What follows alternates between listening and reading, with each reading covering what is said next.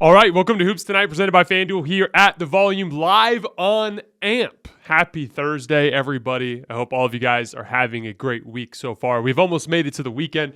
Only 2 more shows before we take a couple of days off. Today, we're going to be doing our first edition of Power Rankings for this year. My game plan is to do these about every 2 weeks, and then in the off weeks, we'll do a show each week where we go over the top 10 players that have been impressing me the most over the course of the previous 2 weeks. You know, before the season, we did power rankings, and I intended for that to be more of like who's my team that I think is going to perform the best over the course of the season, like championship contenders. I want these during the season power rankings and during the season, you know, MVP rankings or top 10 players, whatever we're going to call them. I want them to be more of like a who's playing the best as of late. And so it's going to be a lot more shuffling, a lot more movement up and down on each list. A couple of basic rules. It's just going to be who's playing the best basketball right now. And then I'm going to give a little bit more of a leash to teams that I think have more playoff legitimacy. So for the Warriors, for instance, it's going to take more bad for me to stop believing in them, and it's going to take less good for me to start believing in them again. For instance, Utah is playing really good basketball. I don't have them in my top 10. I don't think they're a top 10 team in this league. Boston is 4-3. And Golden State is 3-5, but I both have them on my list. So it's going to be a combination of recent success mixed with what I believe in as your ceiling. And without any further ado, let's start with number 10, the Golden State Warriors. They are 3-5, 17th in offense, 24th in defense, and 24th in net rating. They have not played well to start this year. They're still my championship favorite, but I am just ever so slightly starting to lean towards the Bucks. And if things keep trending this way, if the Bucks keep dominating and the Warriors continue to struggle, I will switch my pick to them. But for now, I'm still hanging with Golden State as my championship favorite. The only reason I have them on this list still, instead of off the list entirely right now, is their starting lineup is still whooping everybody's ass. So as long as they have Steph Curry, Klay Thompson, Andrew Wiggins, Kevon Looney, and Draymond Green on the floor, they have a 127.4 offensive rating, which is amazing, a 98 defensive rating, which is amazing, which leads to a plus 29.3 net rating. So the Warriors are kicking everybody's ass as long as they have their starters on the floor. That's your silver lining. That's why I still have them in my top 10. That's your biggest sign of optimism if you're a Warriors fan. The problem is their bench is a catastrophe, and it's not just James Wiseman's fault. The whole group can't defend. They put 4 bad perimeter defenders around James Wiseman, and he's not Anthony Davis, so he's not going to clean up all of those messes. A couple of things that should fix this is getting minutes restrictions dropped from Draymond Green and Klay Thompson. Getting Andre Iguodala into the lineup a little bit might help. And then the reality is that they might need to look to get one more veteran piece. I don't know if that's in the trade market or in the buyout market, but they're going to need to get one more veteran piece on their bench to give them a little bit more defensive talent there. And then honestly, Steve Kerr isn't doing enough to stagger those lineups so that there's a little more overlap between the starters and the bench players so that the deck isn't so stacked against them when they get into those settings. A couple of signs for optimism. Steph looks better than ever. I think this is the best he's been, so that's something to be optimistic about. Klay Thompson this year is 15 for 57 on catch-and-shoot threes, which is horrific, and that will almost certainly improve. They're good looks. Klay's going to start making shots. And then Draymond is still the world-beating defender that we've always thought of him to be. The reality is they're 27th in half-court defense right now, according to Cleaning the Glass, so they just need to start defending better, particularly with their bench lineups. All right, number 9, the Chicago Bulls.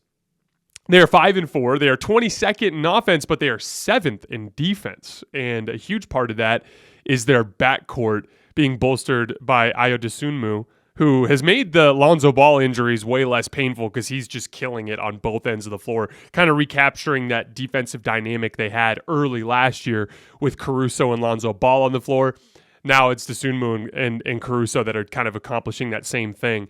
As a result, they're 9th in net rating. They had a really impressive road win in Brooklyn coming from behind the other night. Zach LaVine just absolutely torched them.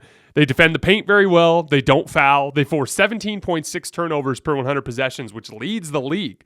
And then DeMar DeRozan has been great as usual. And then Zach LaVine has been shooting really, really well from the three-point line. He talked the other night about how he wants to finish a little bit better around the rim, but the reality is he's still giving you all of that great pull-up shooting that we've become accustomed to with Zach LaVine, and he was the one who got hot and beat the Nets the other night. I don't view them as a legit contender, but I do think we need to acknowledge that they're playing really good basketball to start the season, and they belong on this list. All right, number 8, the New Orleans Pelicans. 6th in offense, 12th in defense, 6th in net rating. They're 4-3, despite only getting 6 combined games out of Brandon Ingram and Herb Jones due to injuries. Herb Jones is their best defensive player, and Brandon Ingram is their best offensive player, and he's also a very good defender. So that's a huge influx of talent that should be coming soon. I'm really enjoying Jose Alvarado off the bench. He's one of my favorite backup point guards in the league to watch. Just the little things he does to impact the game defensively, and the way he uses speed and intricate shot making in the lane to make up for his lack of size makes him fun to watch. CJ McCollum is playing really well. He stole a game earlier. I think it was last week against the Dallas Mavericks by going crazy in high pick and roll in the fourth quarter. Trey Murphy is shooting 48% from 3 on 6 attempts per game. And then Zion Williamson, just like he did in 2021, is making 9 shots per game in the restricted area, albeit on a lower percentage than he did in that particular season. But he's missing a lot of shots he usually makes. I expect that to go up. Willie Green's doing a really nice job with this group. They're playing hard. They play smart. If they get healthy, which they should, although a couple other guys, Ingram and Zion in particular, I've always had a little bit of a concern with their ability to stay on the court. If they can get healthy, I think they have a really good chance to be a home court team in the first round in the Western Conference. All right, number 7, the Dallas Mavericks. They're 4-3. They kind of remind me of how I feel about Boston because they blew a couple of winnable games, so the record doesn't look great, but they've actually kind of outplayed their opponent in like 6 of their 7 games. They blew a game late against Phoenix they should have won. And then they blew a game against the Pelicans that they had no business losing when they were undermanned at home. They're 2nd in offense right now, 14th in defense, 5th in net rating. Luka's scoring has been the story of the early season. They lost Jalen Brunson, and all he's done is just tick up his own usage. For the first time in his career, he's got a usage rate over 40%. He's actually at 41% right now. And the wild part is that even though he's ticked up his usage, his efficiency has gone up with it. Typically, when players go up in usage, they get more fatigued. They have to take tougher shots, and so your efficiency tanks. But that could not be further from the truth. He's got a 61% true shooting percentage right now, which is the highest mark of his career, despite the fact that he's shooting terrible from 3. So far this season, he's only shooting 25% on pull-up threes. He hasn't made a catch-and-shoot 3 all season, but he's just making everything else that he's taking. He's 57% on pull-up 2s, 71% in the restricted area, 66% in the paint outside the restricted area, and 47% overall in the mid-range, which is just all insane marks for a player like him. He's also taking care of the basketball better than ever before. He's averaging a career high in assists and a career low in turnovers right now. So to go up in usage and to see him increase his efficiency and take better care of the basketball, that's pretty unheard of. And as soon as he starts knocking down these step-back threes, it's going to get really ugly for everybody. I think there's a couple of big reasons that are driving this. First of all, he came into the season in shape thanks to Eurobasket, and I think that's a big part of this. Most season he plays his way into shape, comes in a little bit overweight. He looks great right away this year, and you're seeing that with his rim finishing and all of his short-range shots, which so typically rely on lift. And then I think a big part of it, too, is just mastering this style of offense. Yes, they brought in JaVale McGee, but by bringing in Christian Wood, they've given themselves more 5-out options, and they've just kind of nailed their spacing concepts, and everyone knows where they're supposed to be. And Luka just kind of makes the right play every time. You leave him on an island, he's going to score. If you send help, he's going to kick the shooters. And they really have a lot of continuity now, and their offense is rolling. Dwight Powell needs to get a random shout out. I was much maligned this summer for saying that I thought he defended really well for Dallas in the playoffs. Mavericks fans were like, oh, actually, he's not that good defensively. And don't get me wrong, he had some struggles over the years. I was just, I started with the volume in February, started covering the Mavericks really in like April. And so I really only watched them during that playoff run, and I was impressed by what I saw from Dwight Powell defensively. He had a great defensive game last night against Utah, hung up plus 25. Christian Wood is still providing offensive punch. Spencer Dinwiddie is thriving in that secondary creative role. The couple of areas for improvement for Dallas, their perimeter defense right now is not great. And it wasn't great last year either, but they just were really good rotating out of it. That's going to be an issue for them. It became an issue for them against Golden State. It's going to continue to be an issue for them until they kind of figure out a way to get Luka Doncic to contain the ball a little bit better, right? But they had to go zone a lot this year to throw teams out of rhythm. They had to do it again last night against Utah. And then they're 24th in transition defense. It's another big area for improvement. And then I still think, when it comes to super high usage guys, it's just a dangerous way to go without getting them more backup ball handling. So I'd still like to see them find one more reliable dribble creator. They're another team that, like, if Kyrie Irving were to get cut by the Nets, them and the Lakers are the two teams that I would seriously consider looking at Kyrie, even though he comes with all that baggage, just because they so desperately need another dribble creator. Number 6, the Portland Trail Blazers. They're 5-2, 11th in offense, 11th in defense, and 8th in net rating. The biggest driving force for them offensively right now is they're manufacturing easy offense at the free throw line and in transition. Dame and Jeremy Grant are attempting 15 free throws per game. Portland as a team makes 22.2 free throws per game, which leads the league. And then they're second in fast break points scored per 100 possessions at 17.6. By the way, one team in fast break points is way ahead of the rest of the field. We're going to get to them later. Start guessing now, and we'll see if you're right when we get to that point. No cheating, no going on the website. This team is legitimately good when they're healthy. Dame looks like Dame, although he's dealing with a calf injury right now. Jeremy Grant was a really nice pickup. Anthony Simons is just freaking balling right now. Josh Hart, 27th in the league in rebounding right now, averaging almost 10 a game. And then Shaedon Sharpe, who had a really rough night last night against Memphis, but he's looking like a future star. Just absurd athleticism on the wing. And then Gary Payton II should be coming back in a couple of weeks, which will bolster them on their perimeter defense. And then Justice Winslow kind of adds a real interesting depth on the wing for them.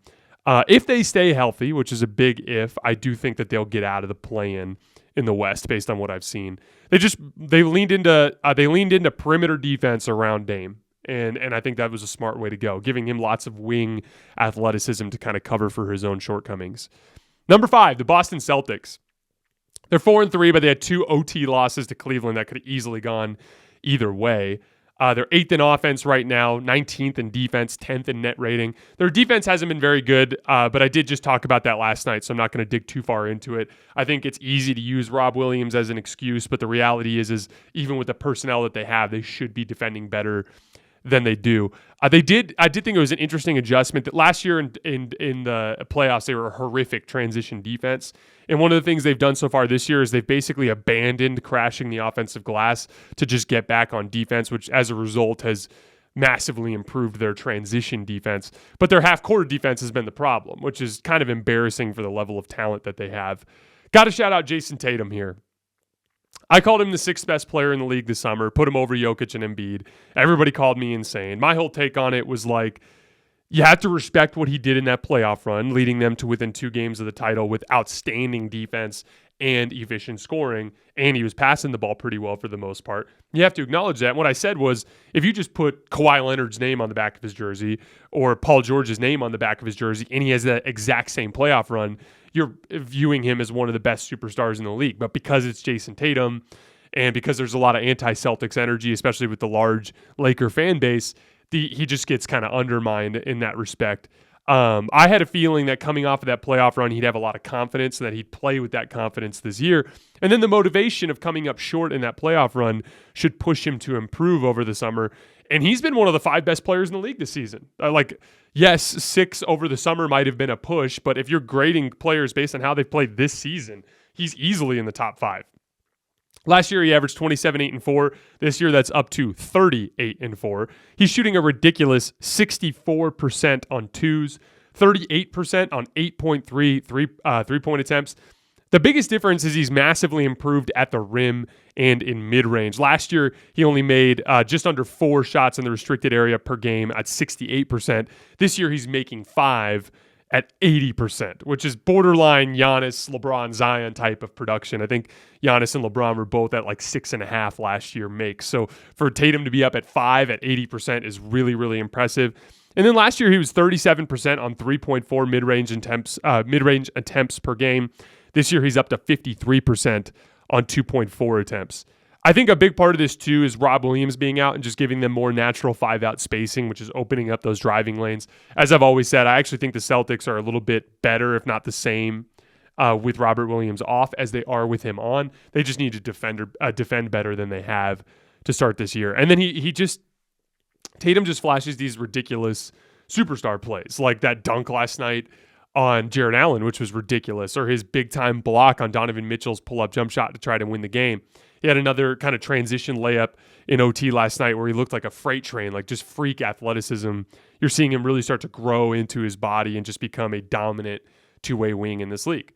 And then Jaylen Brown, you're getting a career-high 26 points per game on 56% true shooting. And then Grant Williams, he bet on himself in his negotiations, wanted more, walked away from the table, and he's shooting 64% on catch and shoot threes this year. Now, is he going to shoot that well? Probably not. But if he can keep that in the high 40s, he might get that number that he's wanting next summer. So good for Grant Williams betting on himself. My favorite thing about the Celtics, and the reason why I'm such a big believer in them, is their matchup flexibility. Even if you do happen to have the right matchups to guard Tatum and Brown, just having Marcus Smart and Malcolm Brogdon, two big, strong guards that can bully their way to the rim, is a huge advantage. And that was a huge part of how they succeeded in crunch time last night against Cleveland to send that game to OT when Donovan Mitchell did everything in his power to try to take it away with shot making. They just have so many different directions they can go on both ends of the floor in terms of matchups, which gives them so much upside in the playoffs. Number 4, the Toronto Raptors, 5-3, third in offense, 8th in defense, 4th in net rating. They kind of remind me of the 2020 Lakers because they entirely depend on transition. So they're 3rd in offense, but they're 24th in half-court offense, according to Cleaning the Glass. And that's despite the fact that they continue to shoot way above their expected shot quality. They're shooting 42% on catch-and-shoot threes this year, which is 2nd in the league. And don't get me wrong, I expect some incremental improvement from their roster, but that's not their strength. They're going to come back down to earth in their shooting. So their half-court offense is a legitimate issue, but they just get a ton of steals, and they get out in transition nonstop. Do you guys remember earlier when I asked you who was number 1 in fast break points scored per 100 possessions? Well, it's the Toronto Raptors. And while they're up at 26 fast break points per 100 possessions, second place was 17.6. So they have a massive lead in that department. They lead the league in steals. A couple guys to shout out. Pascal Siakam is an all-NBA player to start this season. I talked about this a little bit last week, so I won't dig too far into it, but he's shooting pull-up twos really, really well, which is opening up his attacking lanes because defenders have to come out a little bit further on him. Gary Trent is shooting the ball really well. Scotty Barnes, what's impressing me the most with him is his passing ability. He's so good at backing his man down into the post, palming the basketball, and then throwing these like slingshot cross-court passes that hit shooters in the shooting pocket. Kind of LeBron-esque passing out of the post here early in his career. Really impressive for a young player. He's averaging 4.4 assists on only 1.9 turnovers per game. So obviously they're still massively performing their shot quality. That's going to come back down to earth. But then also Fred VanVleet is shooting well below what you would expect from him. So I expect a little bit of positive regression there from him. The reality is with the Raptors is if you trap them in the half court, you'll beat them. They're 18th in half-court defense because they overhelp too much when they don't need to, which I've talked about a bunch this year. And then they're 24th in half-court offense. So if you can trap them in that setting, you're going to beat them. But the reality is teams haven't been able to. They're super long and athletic. They play the passing lanes. They're aggressive on the ball. They force a lot of turnovers. They get out in transition, and they're getting baskets in transition. That's what kind of reminds me of the 2020 Lakers. Everyone was like, oh, they can't score in the half court. They can't score in the half court. And then it just never mattered because no one could score on them. And so they just kept getting out in transition and getting baskets. And so for now, regardless of how you feel about them in the half court, they belong among the top teams in the league. Number 3, the Cleveland Cavaliers. They are 6-1, 7th in offense, 3rd in defense, 3rd in net rating. We've talked about them twice in the last week, so I'm not going to spend too much time on them here today. But the short, quick synopsis is Donovan Mitchell looks amazing. That was a great pickup this summer. He already has a pretty natural give and take with Garland based on what I saw in preseason and last night. Jared Allen and Evan Mobley are completely anchoring this defense right now, and they deserve a ton of credit. Their biggest question marks, the things that concern me, is what they're going to do at the 3 spot, whether or not they want to go defense or go with Dean Wade, especially in closing groups. I would go with defense personally, especially with how well Donovan Mitchell is shooting in pull-up jump shooting situations, which are a little bit more immune to spacing concerns. But that's one thing they got to figure out. And then Donovan Mitchell and Darius Garland on defense. I don't know what to expect from Darius Garland because of his physical limitations, but Donovan Mitchell simply has to be better or they will get beat early in the playoffs. Donovan Mitchell had a couple of nightmare defensive possessions late in the game against Boston last night. Number 2, the Phoenix Suns. Earlier in the summer, I told you guys that I thought they'd still win a ton of games because they're super talented. And then they came out in the preseason and they looked a little rough. DeAndre Ayton in particular wasn't defending. And then they fell down huge to Dallas in their first game of the season. But then they came back and beat Dallas, and then they've just beat everyone's ass ever since. They're 6-1, first in offense, 5th in defense, first in net rating. They lead the league in assists per game with 30. They're 5th fewest in turnovers. They defend the paint well. They defend in transition well. And then the big driving force behind this, because Chris Paul is having a pretty rough season in terms of his scoring. He's still passing the ball well. He's still generating good stuff in pick and roll. He's still making some big plays in crunch time. But Devin Booker is number 2 in my MVP rankings to start the season behind Giannis. He's averaging a career-high 28 points per game on 61% true shooting, which is outstanding, 47% on 11 pull-up jumpers per game, which is unbelievable. He's getting to the rim a lot. He's shooting 67% on 5 attempts in the restricted area per game. And he's not even really hitting his above-the-break threes yet. He's only hitting about a third of them. So that should tick up a little bit as well. And then he's been outstanding defensively. His favorite player growing up was Kobe. He had a good relationship with him. Kobe would be proud, very proud, of the type of player that Devin Booker has become as a two-way competitor in this league. He's been certainly one of the 5 best players in basketball to start the season. I had him second in my MVP rankings, which we'll probably do a deeper dive into next week. And it's really covering for the fact that CP3 hasn't been that good. The other guy I wanted to shout out here is Mikal Bridges. He's 69% on 2s this year, which is just completely ridiculous. 47% on 3s, 16 points per game. That's ridiculous efficiency, even for a role player. He had a play, and then defensively, he still is just one of the biggest conundrums that he can present to other teams that you'll see in the league. There was a play late in the game against Minnesota I was watching the other night where Anthony Edwards was really in a good groove, and Anthony drives to the right, and Mikal Bridges digs down off of the left wing and kind of contains the ball.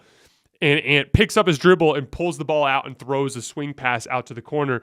And Mikal somehow recovers back out, sticks his arm out, and just snatches the basketball and starts a fast break the other way. How many players in the league can dig down off of the strong side one pass away and still get back to their man and steal the basketball? Just unbelievable stuff from him. I still have the same playoff concerns with the Suns, obviously. Will Devin Booker's pull-up jump shot continue to fall in the biggest moments? Will Chris Paul be effective? Can guys like Bridges and Ayton score when their stars can't? I don't know. But they're still one of the most talented rosters in the league, and they're just going to be a pain to beat every night, so they're going to win a lot of games. Number 1, Milwaukee Bucks. 7-0 despite being down 2 starters, Chris Middleton and Pat Connaughton. 13th in offense, first in defense. First in defense by about 3 points per 100 possessions, which is a pretty solid margin. Second in net rating. The biggest biggest difference in their defense this year is they're not overhelping as much and they're staying home on shooters. Last year, they gave up more than 20 wide open threes per game, which was worst in the league. This year, they're only giving up about 15, which is sixth best in the league in terms of giving up wide open looks. Remember, wide open looks, according to NBA.com, is defender at least 6 feet away. So they stopped overhelping, and they're just counting on Brook and Giannis to just hold their own in these help situations around the rim. And they've both played like defensive players of the year, which unfortunately will cancel them out when it comes to that voting. But that's what's really driving their defense. They're still struggling to score in the half court offensively. They're 18th according to Cleaning the Glass in half court offense. But getting Chris Middleton back and Pat Connaughton should help a ton with that, especially with their problems with spot-up shooting right now. Giannis is just having a ridiculous season. Over the summer, I told you guys that I thought he was the best player in the league by a wide margin, and I told you I thought he was a safe bet to win MVP at plus 700 because they would win a ton of games, and he would put up the numbers, and he hasn't won in a couple of years, and he lost the title last year. So motivation is just at a peak high. And he still isn't making anything outside of the restricted area. He's 25% on above the break threes. He's 0 on corner threes, 30% in the mid-range, and 32% in the paint outside the restricted area. But he is making a ridiculous 9.7 shots per game in the restricted area at 79%. That's the highest mark that I have ever seen, even higher than Zion in 2021 when he made 9 per game.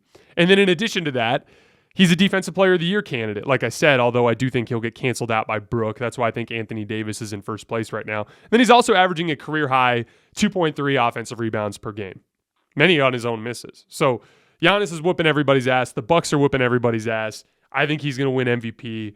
Everything is pointing me towards thinking the Bucks could be the real championship favorite, but I do want to give it a couple more weeks before I bail on Golden State. Brook and Drew in particular both deserve shout-outs as well. They're both defending like all defense guys. Drew Holiday is shooting 41% on 5 pull-up threes per game. He's got this really reliable like pound dribble between his legs step back that he's making at a high rate. And then Brook Lopez is back to hitting over 2 threes per game for the first time in a long time. So look, I think at this point, the Bucks are starting to look like that safe bet. But like I said, it's only been 7 games, so we got to give it a little bit more time. All right, guys, that is all I have for today. As always, I sincerely appreciate your support. We'll be back tomorrow with one more film breakdown on some of tonight's games and Wednesday night's games that I didn't get to. And then we'll be off for the weekend. As always, I sincerely appreciate your guys' support, and I will see you tomorrow.